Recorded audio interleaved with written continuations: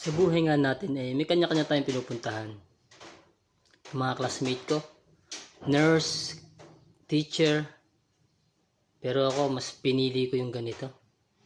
Tinatanong nga nila ako nasa na daw ako?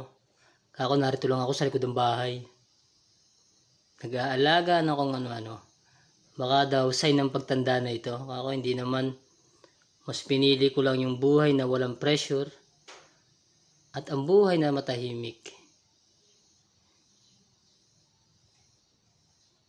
Mahina nga ang pera dito, pero mas pinili ko yung ikasasaya ko. Tahimik na buhay lang, okay na yan. Nakakakain ka ng 3 beses sa araw, sapat na yan. Hindi ka na dapat magreklamo pa.